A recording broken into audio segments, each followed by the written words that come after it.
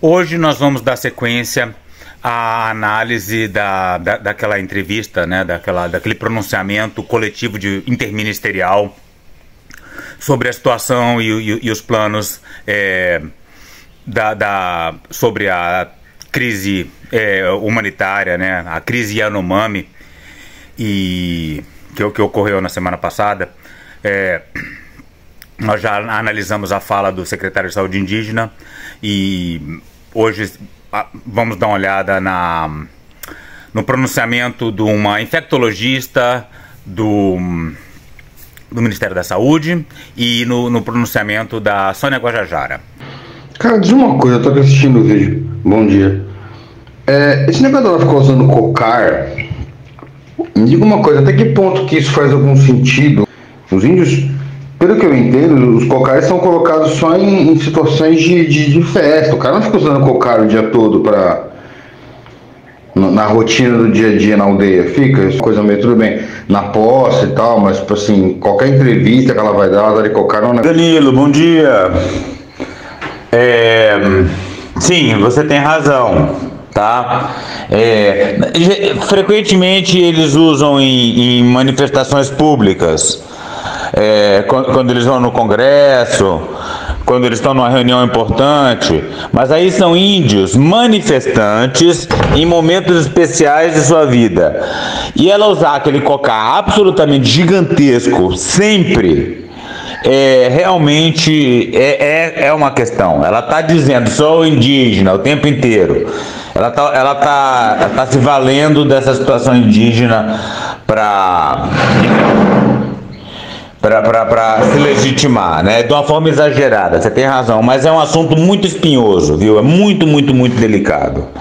Muito difícil tratar isso, né? Eu não saberia como abordar. Eu pensei a mesma coisa que você, mas eu preferi não falar, porque é muito complicado. Olá, bom dia a todos. Meninos, aqui vai a minha opinião. Acho que não devemos dar opinião a respeito do adereço que a Sônia Guajajara usa. É uma decisão dela, é uma escolha dela, é uma opção dela. Então não devemos nos meter nisso. É adereço feminino, que é o que ela está considerando, combina com ela, com a imagem dela. Então, nada de meter o bedelho nessa história, por favor. Para quem não viu o primeiro vídeo, a gente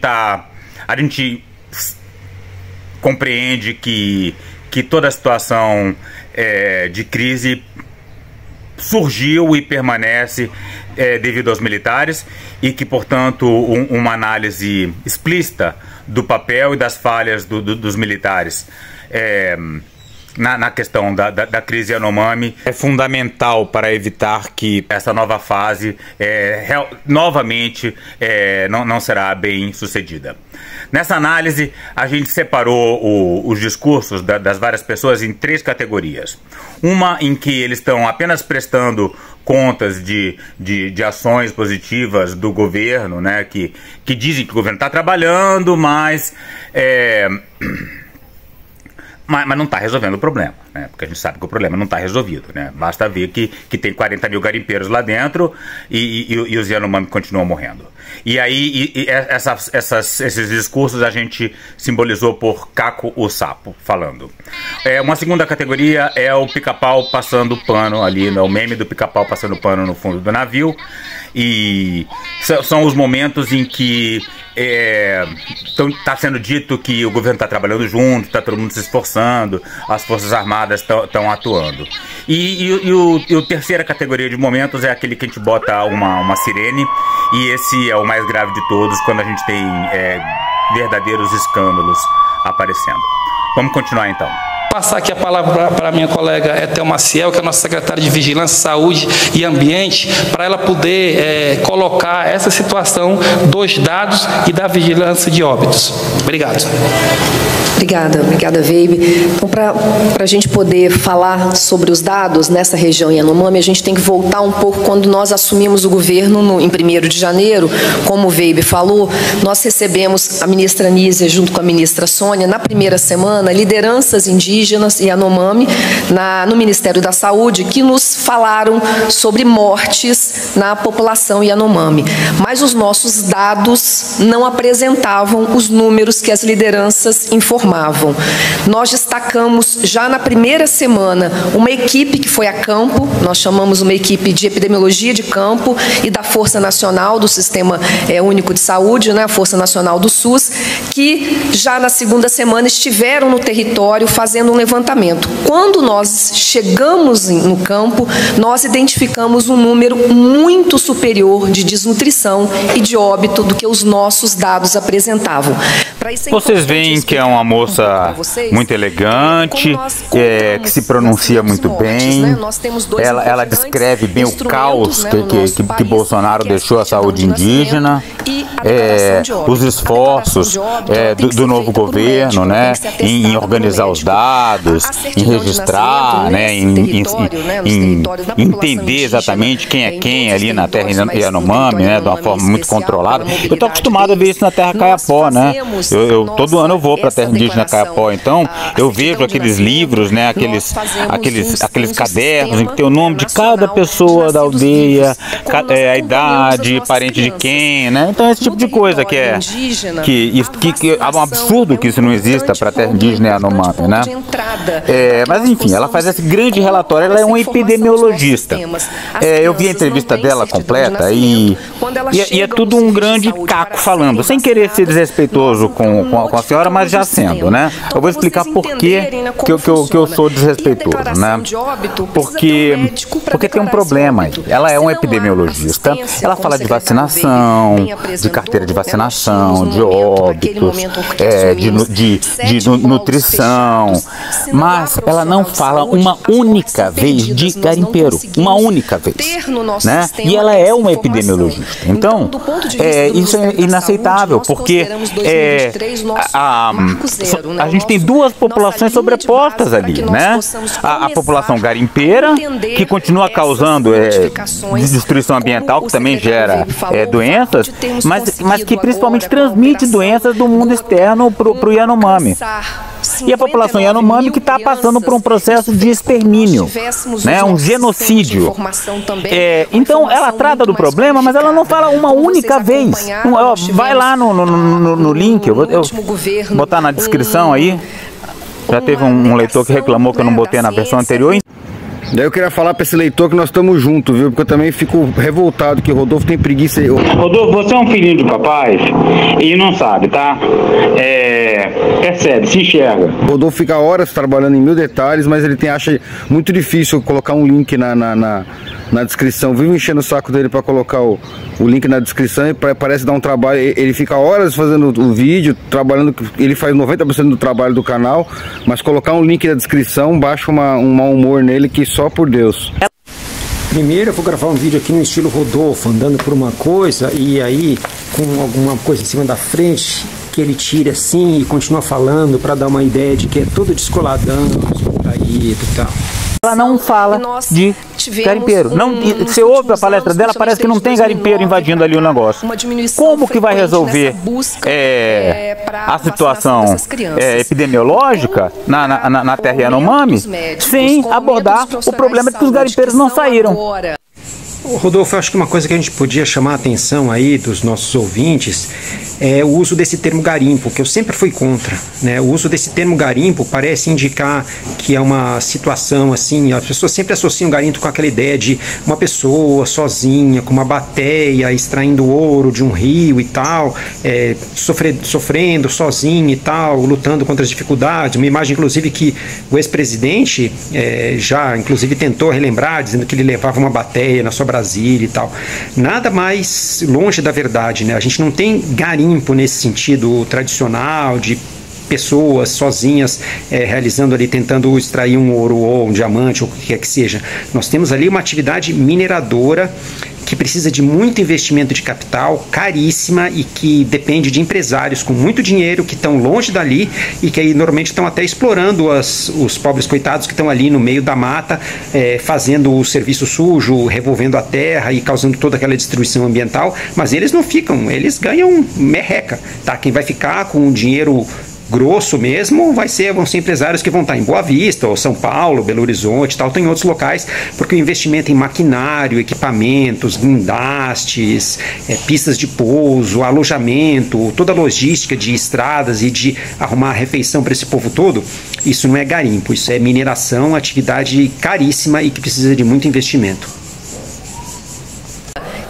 É isso, por isso que é um grande caco-saco, porque se ela fosse um pouco mais corajosa, ela falaria, olha, fiz tudo isso aqui, apresentamos esses resultados positivos, porém, dependemos da retirada do... Ela não precisava se alongar sobre a situação dos garimpeiros, mas precisava pontuar.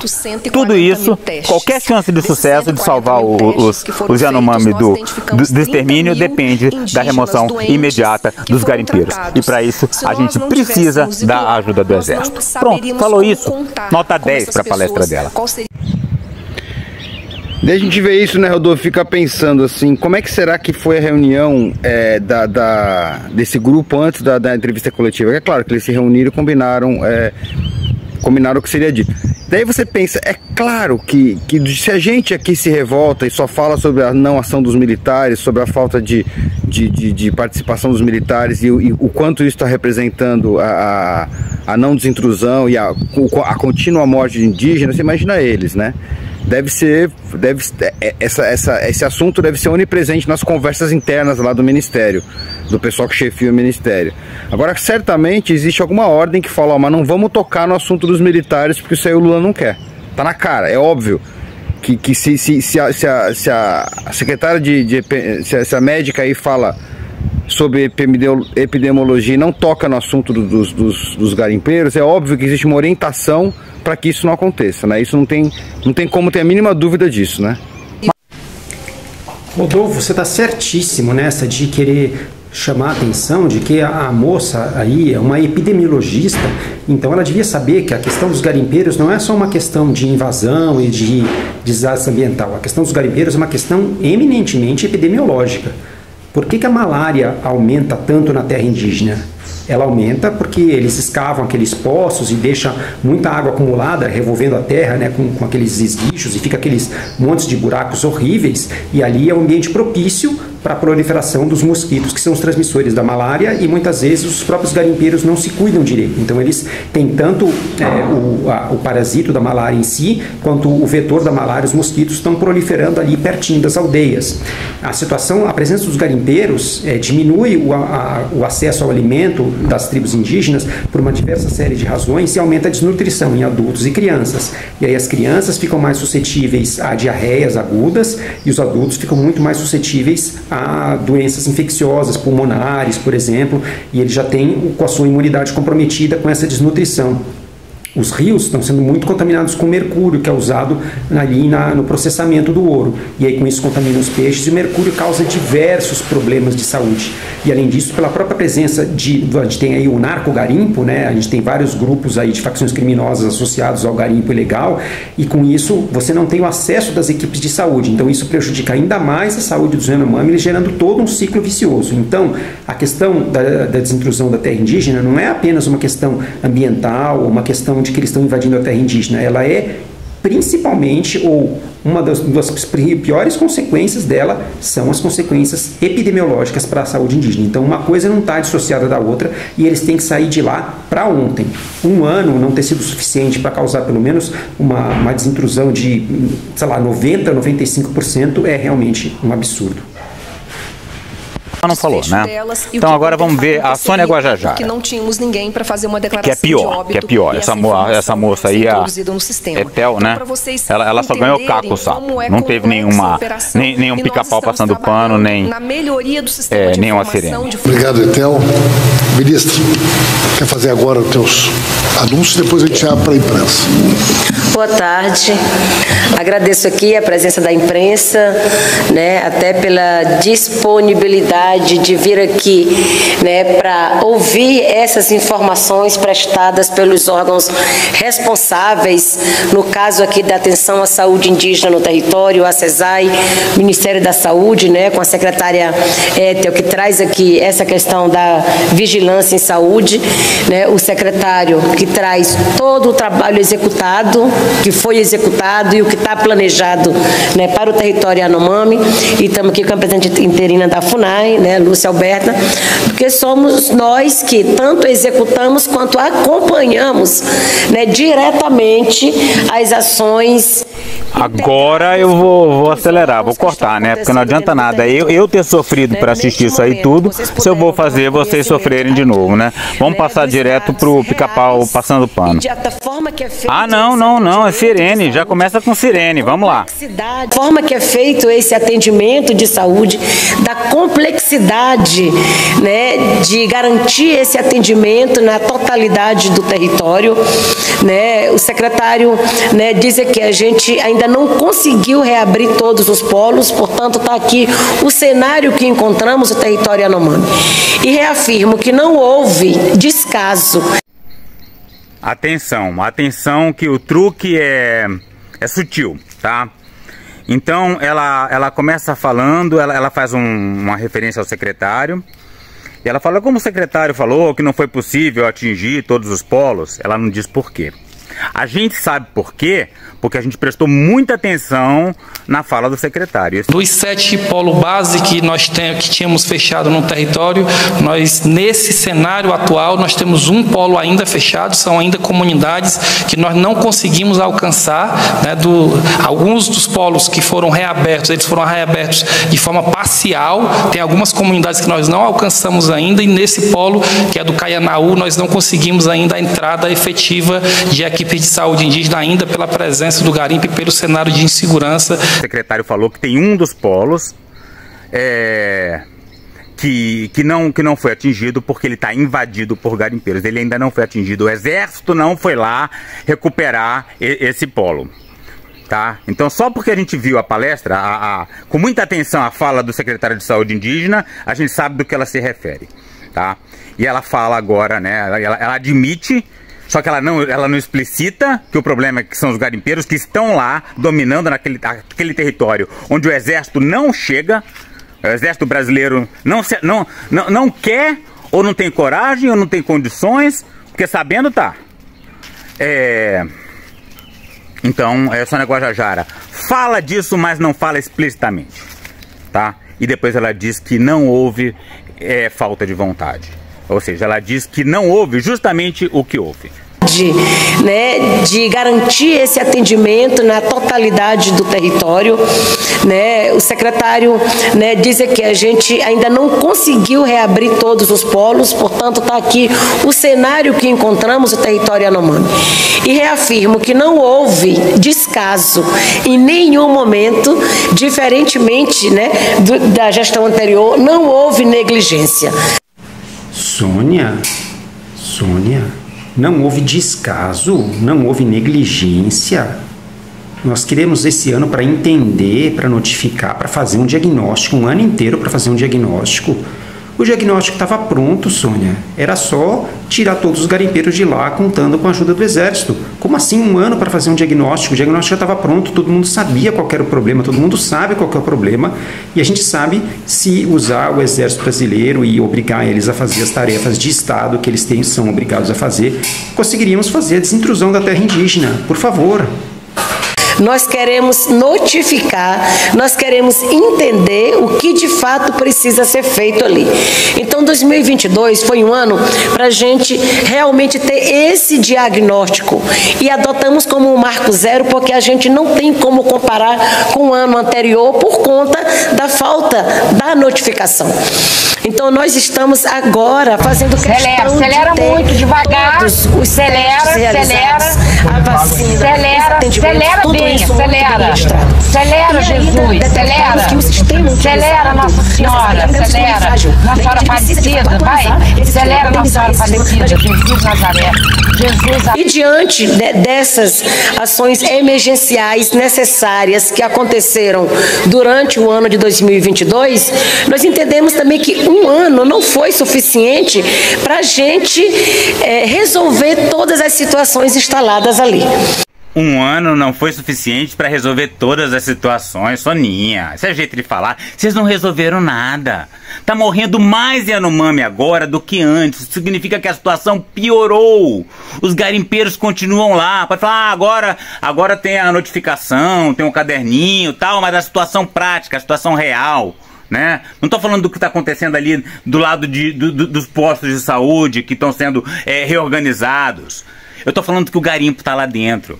E cabe a você, como indígena, denunciar isso e dar os nomes de quem está atrapalhando a remoção do garimpo, porque o Exército Brasileiro tem condição de ir até aquele último posto, Ayanapu, eu esqueci o nome do negócio. Se fosse Caiapó eu sabia, que eu conheço mais o Yanomami, não sei nada, mas o Exército, se quisesse invadir aquele ponto lá, no meio da terra indígena Yanomami, fazia assim. É só mandar 2 helicópteros e talvez um barco, né? Fechar o espaço aéreo ali e acabou, tava resolvido. Se não tá atirando é porque não quer. E se o Exército não quer, não venha dizer que tá todo mundo colaborando, porque não é verdade. Com a presença do garimpo, com a presença de quase 30 mil garimpeiros convivendo ali diretamente no território, aliciando e violentando os indígenas, impedindo que as equipes de saúde chegassem ali. Então agora a gente sai desse estado de ações emergenciais, e passamos ao estado de ações permanentes a partir da instalação da Casa de Governo. Esse negócio de dizer que não deu certo, que não resolveu, porque a ação era emergencial, isso não existe. A ação emergencial é aquela que é para resolver mesmo, para resolver em ritmo de emergência. Então dizer que não resolveu porque era emergencial, agora é permanente, né? Como se uma casa pudesse ser... Uma casa é um ponto fixo, né? É claro que é uma metáfora, né? A casa de governo, mas vai existir aquela casa assim, cheia de gente lá, né? Inclusive Bruce Albert estava perguntando, vem cá, nessa casa vai ter alguém que trabalha com os Yanomami ou são só cargos de fora, gente de fora, que nem sabe da situação? Porque ele já sabe que não vai botar os defensores dos Yanomami dentro dessa casa. E é isso, então agora vai ter a casa, né? Mas que é a ação permanente. Mas e os garimpeiros também são permanentes? Porque parece que o governo está entendendo que um certo nível de garimpo é permanente. E você veja, Rodolfo, que o discurso é sempre parece que eles se apoiaram, eles deram meio que graças a Deus, entre aspas, né? Que o Bolsonaro foi esse pesadelo, essa devastação em todos os sentidos relacionados aos indígenas, porque parece que dá uma desculpa para não trabalhar. Você quer que eu seja sincero? Porque se a gente vai buscar as notícias sobre o que aconteceu em 2023 no Ministério dos Povos Indígenas, além de ser um orçamento ridículo, de pequeno, você vê que tem reforma que não acontece, não ocupa as vagas, não tem trabalho, o orçamento é o menor dos últimos anos. Quer dizer, a impressão que dá é que eles falaram, olha, qualquer coisa que a gente fizer, se a gente ficar parado e não fizer nada, a coisa melhora. Essa é a impressão que dá. Foi tão feio que o Bolsonaro fez, qualquer coisa que a gente não fizer, se a gente ficar parado aqui só comemorando, fazendo festa e usando cocar para ficar bonito, a gente vai conseguir resolver, tudo vai se resolver por si só. E não aconteceu isso, porque essa é a impressão que a gente tem, considerando esse tipo de declaração absurda, esse medo absurdo dos militares, que a gente até entende que eles não querem enfrentar os militares, mas não tocar no assunto, não falar nem sutilmente sobre a falta de ajuda dos militares ou sobre a necessidade de participação maior, não tocar no nome dos militares, mostra uma covardia, uma falta, na verdade uma falta real de vontade de resolver o problema. Essa é a impressão que dá pra gente, porque a gente sabe que o problema basicamente está na falta de ação dos militares, e uma coletiva como essa, o nome militares não ser citado, como uma parte muito importante do problema, nem de maneira sutil, nem de maneira delicada, de maneira política, simplesmente ser ignorada a questão. Isso mostra na mão de quem que a gente está. E os links para essas matérias que apareceram aqui enquanto eu falava, para essas questões, para como foi tratado o Ministério dos Povos Indígenas no ano passado, a pouca atenção que foi dada, o pouco trabalho que foi feito no Ministério dos Povos Indígenas no ano passado, esses links vão estar na descrição do vídeo, tá? Dá uma olhada lá embaixo quem quiser mais se aprofundar nessas notícias tristes. Deixa eu contar uma história pra vocês. A terra indígena Pterel, vocês estão vendo no noticiário? Todo mundo falando, tiraram, ela tá livre, acabou o desmatamento na terra indígena Pterel. Sim, o desmatamento parou, né? Por quê? Porque vários invasores foram removidos, sobrou um monte de área desmatada, abandonada.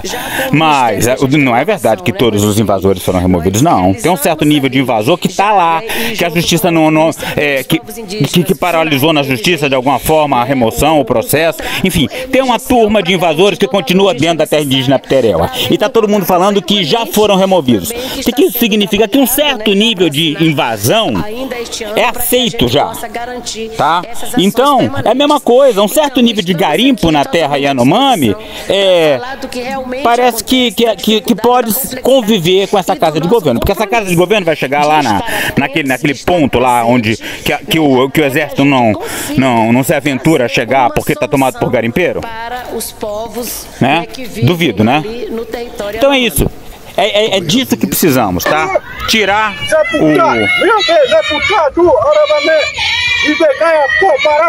Para saber mais e participar dessa luta radical pelos povos indígenas, a floresta tropical e a biodiversidade de modo geral, inscreva-se no canal, deixe seu like e comentário.